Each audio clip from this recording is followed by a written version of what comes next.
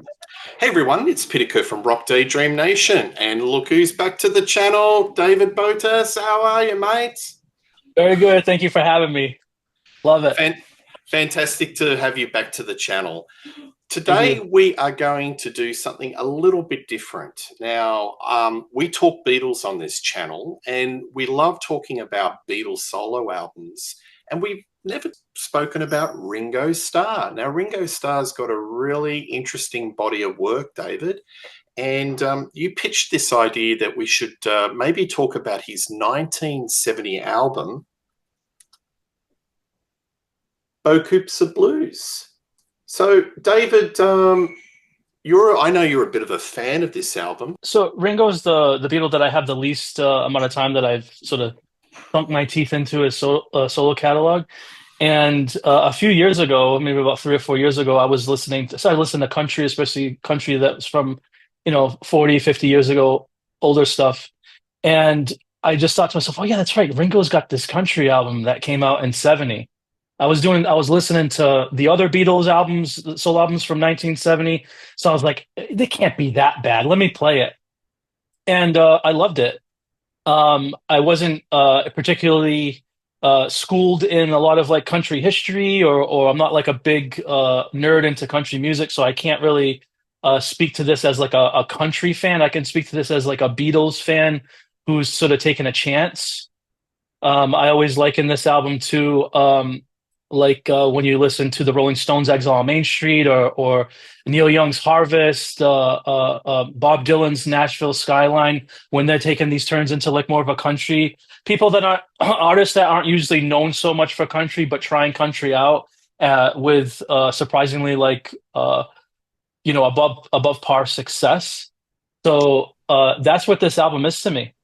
Absolutely. So, I guess there were some hints that he did have a bit of a passion for country. He wrote a mighty fine song on the White Album, Don't Pass Me By. He actually only wrote two songs for the Beatles, so Don't Pass Me By and Octopus's Garden. But yet he sang lead on Act Naturally, which has got a bit of a country feel. So there's little hints, little sprinkled hints on the Beatles catalogue that, he did have a bit of a passion for country. Historically, Liverpool in England, where the Beatles came from, was a bit of an epicenter for country music. So I think that was all part of the heritage of the music that was coming into England from America. Let's look at 1970. So you had Ringo's Sentimental Journey. Are you a fan of that album, by the way? Sentimental Journey, or I not haven't spent so? enough. Yeah, I haven't spent time with it. yeah, It's not really up my alley. I don't want to knock it, but yeah, if when I'm in the mood to listen to some old standards, I will check it out. yeah. Paul McCartney One or McCartney One, love that album. All Things Must Yep. Pass, which is just an absolute stone cold masterpiece. And then Yep. John Lennon Plastic Ono Band. So 1970 was a pretty stellar year for solo albums, Beatles, wasn't it, David? Absolutely. Yeah. Yeah. Yeah. So how this project came together was that Peter Drake, who played pedal steel on All Things Must Pass, of what Ringo was playing on, they met on the sessions, and this project, just to do a country album, I think Ringo originally wanted to record it in the UK, but somehow the project went to Nashville, into Yeah. the house or the home of country music. And Peter Drake coordinated all these classic session players, these country session players, like your Chuck Howard, your Charlie Daniels, Jerry Reed. It's like the who's who, Elvis's backing band. It's like the who's who of session players. And they recorded 15 songs, David, and the sessions took over 3 nights. So, Yeah. and you've got this album. So it's an absolute surprise. It's a bit of a joy. Tell me about your experience when you first heard the album. Were you sort of surprised? I was surprised that I liked it so much because it's a radical shift from what I'm used to with the Beatles. Yes. It- so there's that. I was expecting it to be different. Um, I I didn't know what to expect.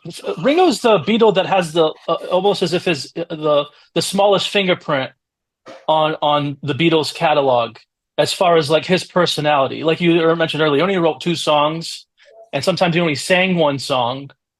So on an album, on each album, so you almost wanted to just sort with George and Ringo kind of breaking out of like the shadows of Lennon and McCartney. You kind of knew a little bit about George because he did have some hit singles and such, and but with Ringo, it was like, well, what are you going to do? And it seemed that what he was really good at when you look at the Beatles albums is that he likes to cover other people's songs, which he did on Sentimental Journey, and he likes country a lot. So he kind of went off and just did whatever seemed natural to him. No pun intended, act naturally. But yeah, he just went and did what seemed natural to him. And I think that what was surprising is that this wasn't a big calculated endeavor. Like this wasn't a big thought out enterprise. Like you said, it got done in a week or less than a week, and it was just over. It was sort of like a vacation, and there was just a lot of, okay, I finally get to do my own project, and it gets to be whatever I want it to be, and I have like the best of the best, like in this wheelhouse backing me up. So when you listen to the album, especially since you look at the cover and Beaucoups of Blues, like you figure it's going to be sad. It's almost like self-aware that the Beatles broke up. I found out that beaucoup is French word for a lot. I never realized that. I looked that up today. So it's a lot of blues. Um, it doesn't sound so sad, even though that there are like sort of sad songs on it. It sounds loose and liberating in a sense. You get to finally hear Ringo doing what he wants to do, and it just sort of instead of it sounding like dire and dark sadness, it sounds melancholy, like it's a bittersweet energy behind the album, very loose. Absolutely, absolutely. Beaucoups, he's the thing that comes to my mind is he's singing. I don't think he's ever sung better. Like He's really good.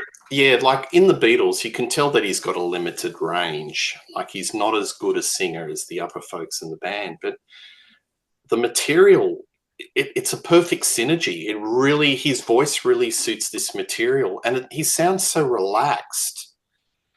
And maybe because it was in the context that there was no pressure, they were just doing, if I can only assume only a couple of takes because it was done like lightning speed, 15 tracks over 2 to 3 nights. But he just sounds so relaxed, and I think his vocals have never sounded finer. Would you agree?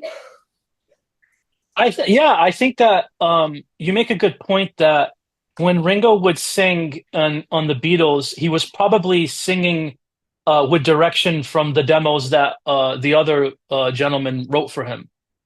Like they had demoed the way that it was supposed to sound and the cadence and everything, and he was just sort of piggybacking on that. In this case, I don't know if the writers on this, there's not a ton of like information on this album. I don't know if the writers, like Charlie Parker was the guy on guitar. I think that was his name.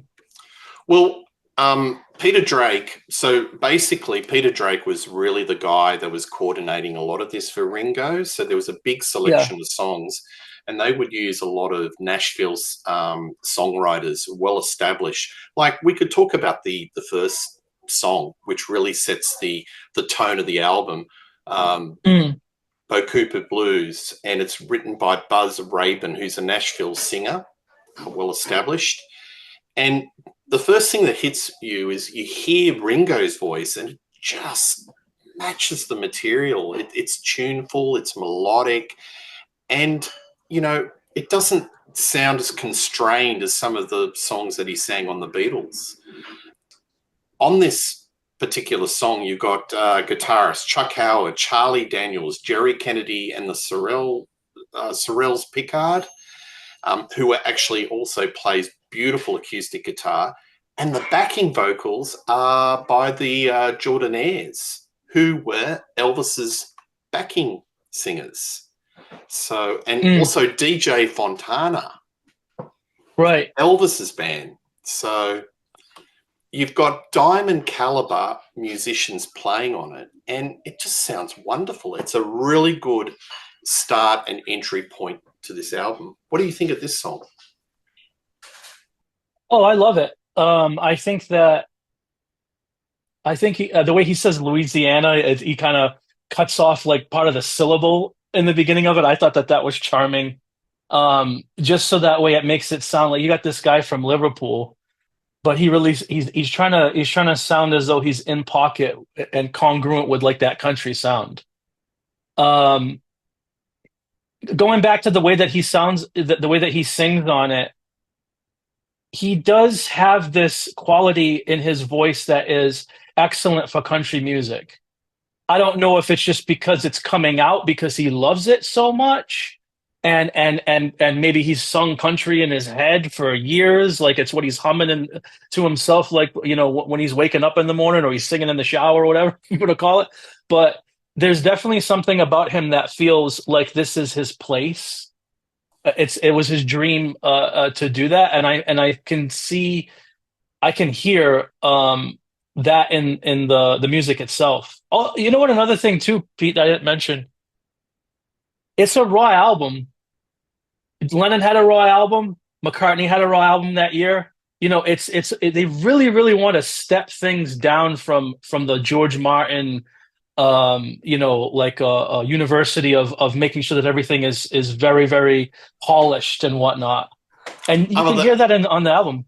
Other than George Harrison, who went lush, the Phil Yeah. Spector, dense sound. So he was the only one who went in that different direction. But I think that's because he was just felt so repressed within the Beatles. He had to explode, and he went into that more Technicolor type of production. But yeah, you're spot on. It was like a move to go low tech, take it a little bit more rootsy and organic. And I think this album's all better for it. Fastest growing headache in the West. Oh, I'll say it again. Fastest growing heartache in the West, which was written by Larry Kingston and Fred Dykes. Great song. And it was written about an experience from one of the writers, I think Fred Dykes, where he had a girlfriend or a partner. She moved from Arkansas to California for a better way of life, and got into California booze and California men.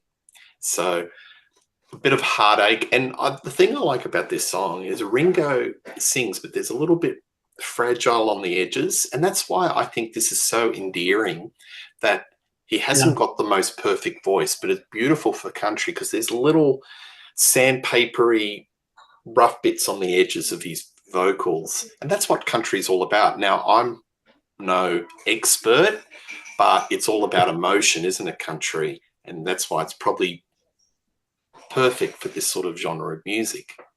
What do you think of this song? I prefer, this is one of the top three, I think, on the album for me. It's most of these songs when I'm listening to this is one of those albums, like I know you're just on a video on Dark Side of the Moon. And I relate that to this is because I like listening to this entire album as one piece of from start to finish. It almost, with the songs being so short, it almost sounds like it's if I say that it sounds like it's the same song, that's going to imply that there's a lot of I don't know, what do they call it?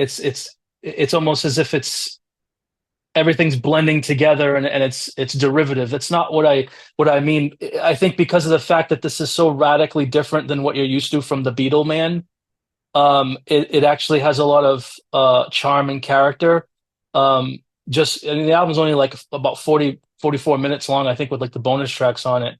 So when I listen to the whole entire album, like I've never really cherry picked like one song on the other. A lot of it sounds very much like it's in a specific type of mood, similar to what, like something like a Dark Side of the Moon is. It's not a concept album, but it almost seems like a concept album because like he doesn't do country. Like he didn't do country again until, he released an album this year. But so it almost sounds like it almost feels like it has that concept in effect because he's doing something that's he would just not expect, and the fans probably like rebelled a bit because of it.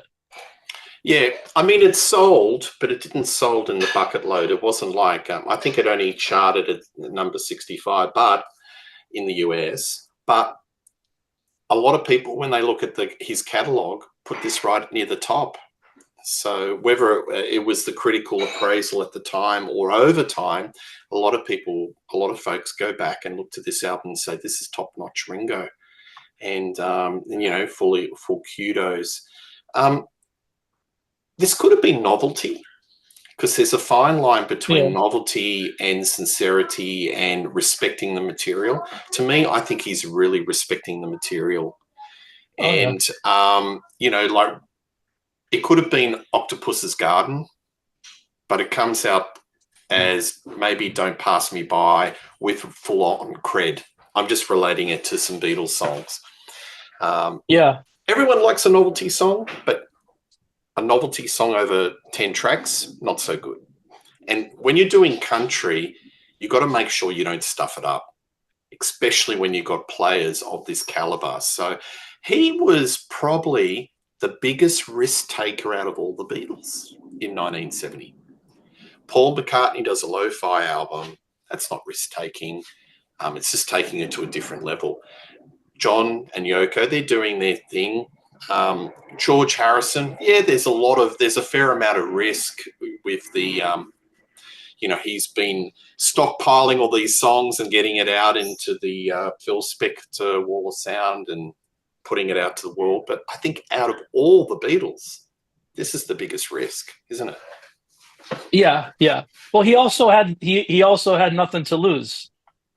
He didn't have this reputation of what his signature songs sounded like throughout the Beatles. Just 0.05% of the Beatles like songwriting credits belong to him. So he could just basically he could be a fish out of water with whatever he wanted to do. And I think that he also felt that he had a career in acting, which he was doing. We started doing a lot more too. So even if he didn't make it as like a rock star anymore, he still could sort of fall back on that. He had like other interests. Yeah, like 1973, That'll Be the Day, and a few other movies in the 70s. The next song I want to talk to you about, to me, is like the emotional heart of this album. And this really reinforces to me that this is the real deal. And it's Without Her, written by Sorrels Pickard. Such a beautiful song. I was reading some social commentary. I love reading comments on songs, whether it's on YouTube or other platforms. And somebody said Roy Orbison could easily sing this song. The thing I like about the arrangements for this song is the beautiful harmonizing of the backup band. It's kind of got a pseudo psychedelic feel about it. I wrote down Strawberry Alarm Clock. I don't know why, but it's sort of like country meets the summer of love. I don't know. What are your feelings about this song? Uh, Without Her, that's one of the ones I'm not too crazy about that one. I kind of just look at that one as it's decent. I don't dislike anything that's on the album, but that's not one of the ones that like I had highlighted that much to be able to really speak on it the way that you're sort of glowing about it. I just love the Jordanaires, their backing vocals. I just adds so much emotion to this song, and I think his vocals on this really soar. All right, that's fair enough. Woman of the Night. This is where, it's not a perfect album.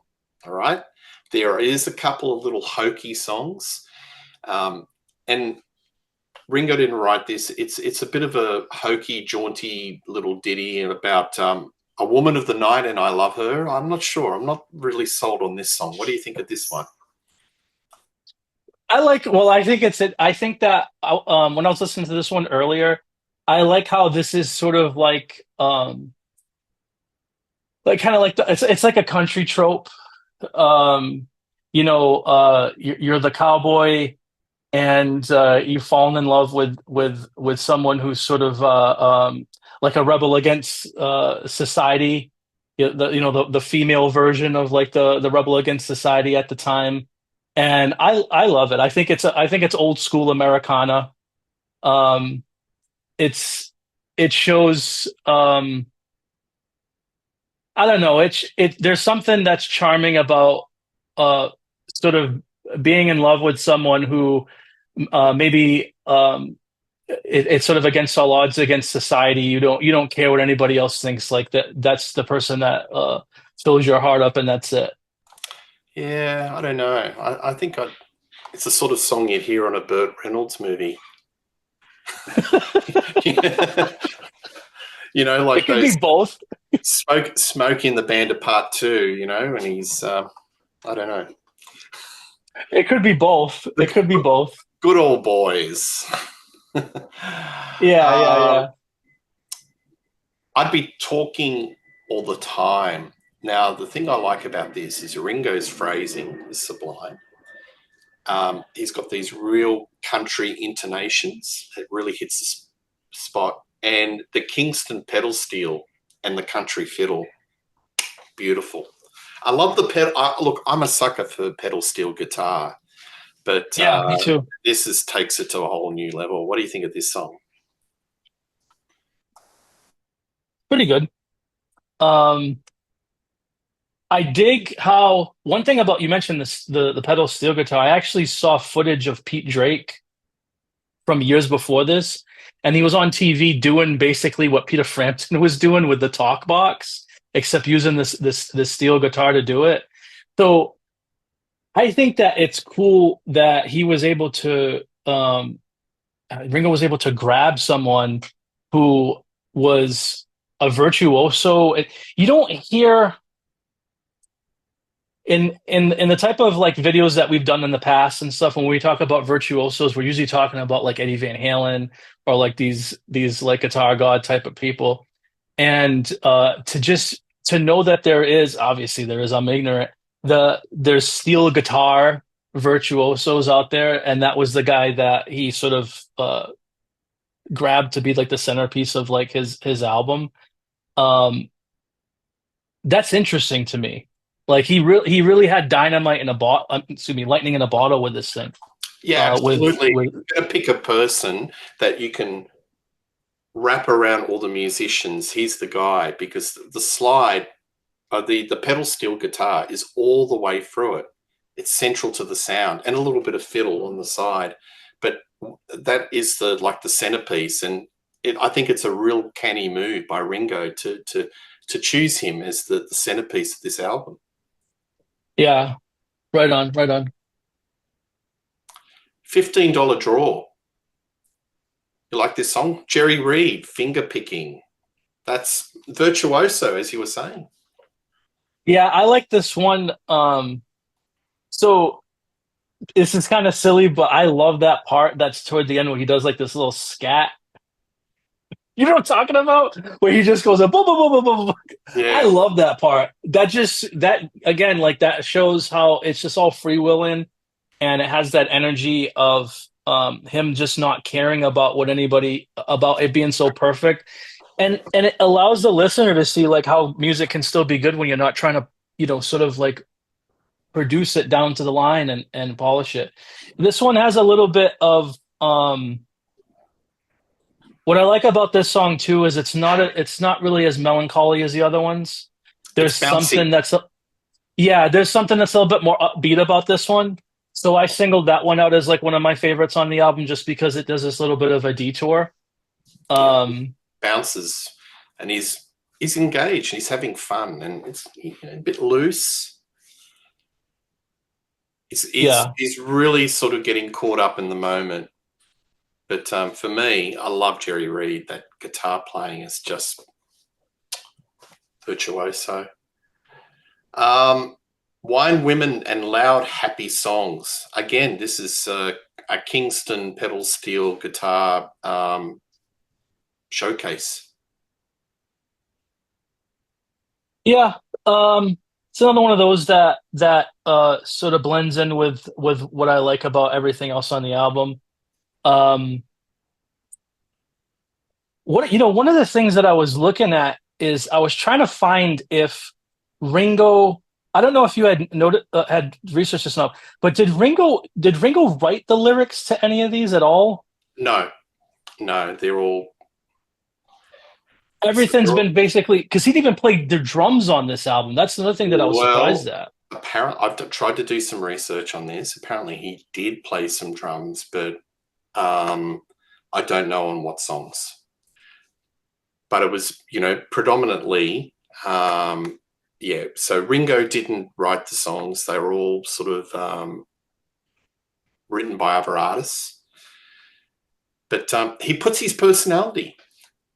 So they're other people's songs, but he envelops his own personality into these songs. And you get that through his Yeah, vocal intonations. right, right, right. That's what I like about the album so much. His signature is still there, even though that he sort of makes them his own. Yeah. And, he does a range of emotions. Like he can do something like Silent Homecoming, which, if you look at the lyrics, this is a really deep, melancholy song about a young boy who served his country in a war that he didn't seem to understand. It's a Yeah, heartbreaking song. And it's probably the most melancholy, deep, intense song on the album. But he turns it into something personal and his own. So it's all yeah, about interpreting the lyrics. And I think he does a really stellar job. yeah. Very topical for the time, 1970, with Vietnam and everything. Um, it's always the country's never considered a rich person's genre.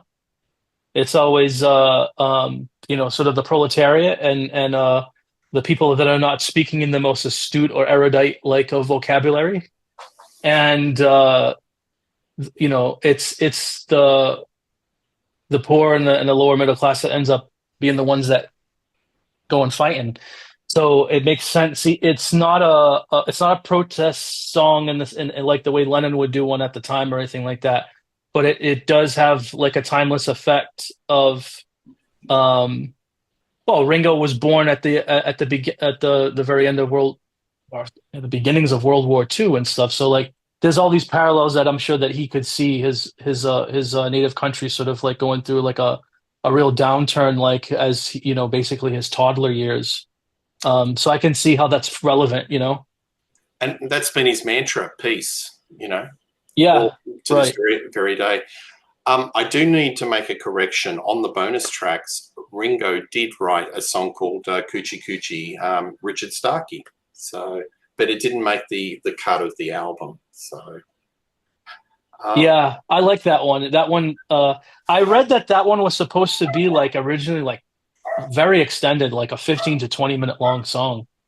Not the hmm, one that's on it was a B-side to I believe it was a B-side to Beaucoups of Blues in the US single.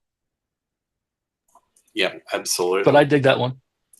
So, folks that are tuning into this show thinking, look, this is country. Country's not our bag. What's in it for us? There are so many fine performances, and the playing is just so inspired. If you like elements of country, like slide guitar, pedal steel, harmonica. I mean, we haven't spoken about Charlie McCoy's harmonica playing on a song like Losers Lounge, which is just outer worldly. If you like elements of country and, like Rolling Stones, like Exile on Main Street, all of their early 70s album always dabbled in country, didn't they, David? Yes. Yes. If you like that, I think this is the next step, and it's not too far advanced for you to get something out of this. I think it's really worth your while to listen to it. And the only minor criticism of this album, bar there's a couple of song choices that, I think he could have chosen something better. I love the Nashville Jam. I would have included that on the album because this really shows the the artist just having a go, being free form, and I just wish it went longer. And it's a bonus track. What do you think of this? This is like Apple Corpse, on the George Harrison album, All Things Must Oh Pass. yeah, When they do the loose jam, Apple yeah, like Scruffs. they do. No, Apple Scruffs is a short song. Oh yeah. Oh, Apple. It's Yeah, I think it's you know what I'm. I Sorry. think it I think it's called Apple Jam. Apple And then Jam. there's Yeah. thanks for the pepperoni and everything like that. Yeah, exactly. It's that jam that's added to the end of it that's just sort of like loose, almost like this encore performance by the band. I love it. I'm a sucker for most of the type of jams that come out from like the late 60s and early 70s on these albums, or probably all of the 70s. Um, I'm a big fan. You didn't is there another song that I can mention? I didn't know if you were wrapping up the songs. So my favorite song on this album is I Wouldn't Have It Any Other Way, because it's a duet.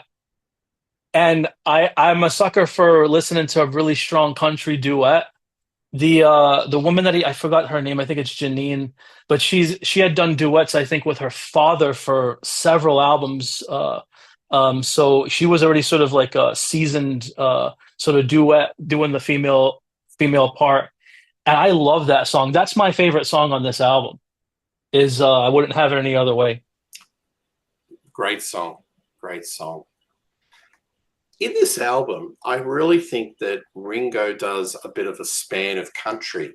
He goes back to the old country, and then over the course of the album, moves it to something that's kind of more modern, or as modern was in 1970. So there's a little bit of a history span even through these songs, isn't it? You can hear a You lot would of know more than styles. Yeah. Yeah. Since I'm such a layman when it comes to that, I can't tell.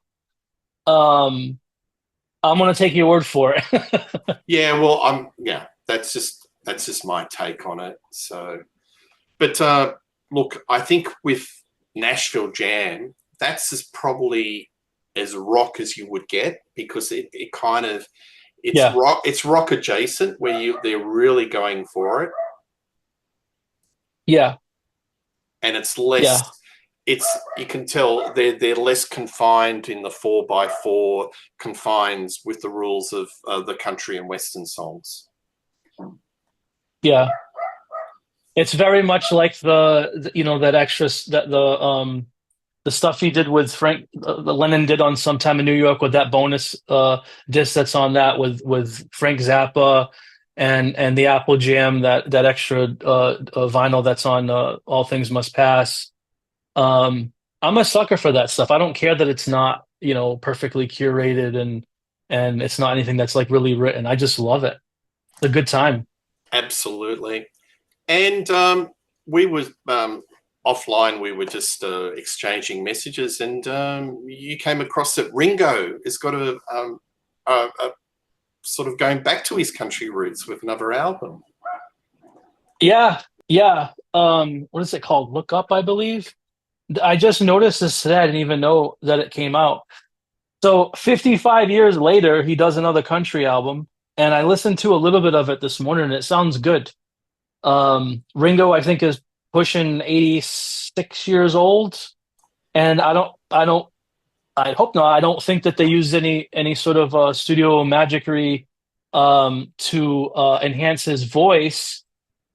His voice sounds very good on it. I know that the Pete Drake for this album is T-Bone Burnett, who curated, I think, like 85 to 90% of what he was singing on the album, or how it was arranged and how it was done. Excuse me. And he is the one that's behind the excellent Robert Plant and Alison Krauss collaborations. Was it Raising Sand and Raise the Roof? And those are really, really excellent albums. Again, somebody who sang in a band that's not known exactly for country or that type of sound, doing an excellent like addition to the fabric of that community. So he definitely picked like somebody who was a known sort of virtuoso to help him behind it. And from what I heard so far, it sounds like it. Yeah, I could always understand that Robert would probably dabble in this sort of genre of music, because even with Zeppelin, he sort of admired Joni Mitchell. A lot of their acoustic material was getting into very pastoral sort of stylings. So it doesn't seem sort of a leap of faith. It's interesting you comparing artists, because, you know, there's always a hint with Robert, and there's some hints with Ringo that, you know, they were going to down the track jump into the country genre. And, you know, I have to say quite successfully. I think this is a very successful country album, Ringo, and it's not a novelty album. I think that he's sincere, and I think he's lucky that he's been able to surround himself with diamond caliber musicians, and I think it's quite wonderful. And Do you think that if I you know were, you rate this album as very one of your favorite Beatles solo albums. Is that true? Maybe. uh, there's a lot of competition there. There's a lot of competition with the other boys. That doesn't mean that it's not. I give this album at least a 9 out of 10. But there's just a lot of competition with the rest of what happened in the '70s. Um, if this album had been a bunch of Octopus's Gardens, I still probably might have liked it. If we're just being off, as you said, novelty. Because if I like it one time, I could like it more than once. But I do appreciate this album. This is the only Ringo album I really listened to. When he had his big hit album in '73, I didn't really like too much from it at all. He got on the charts. That's fine. I'm not knocking it. It's just that I didn't care for it just didn't do that much for me. And there was only maybe like one or two songs that he did after that that I really paid much attention to. If I'm going to listen to Ringo, this is what I go to. I go to this album. This is what I like. Well, thank you for introducing it to me. There you go. Beaucoups of Blues from 1970. It's definitely worth your while. It's something a little bit different. It's probably one of the more different Beatles albums. And, you know, I'll say it again, it's probably one of the most adventurous, risk-taking albums for 1970s. So, I mean, if you're looking at the Beatles and they're going to put an album out, which is the next step after the breakup of the Beatles, doing a country album is pretty bold, isn't it, David? Yeah. Yeah. Yep. Nothing to lose. Absolutely. David, wonderful to have you back on the channel. We're going to do some more shows in 2025, 2026. Folks, tell us what you think of this Ringo Starr album. What's your favorite Ringo Starr album? Actually, tell us what your favorite Beatles solo album is. We love reading your comments. Please like and subscribe to Rock Daydream Nation. But one thing's for sure, I'll say it again, you'll see me and David doing more shows coming soon. Check out the channel. Good night and cheers. See ya. Yeah.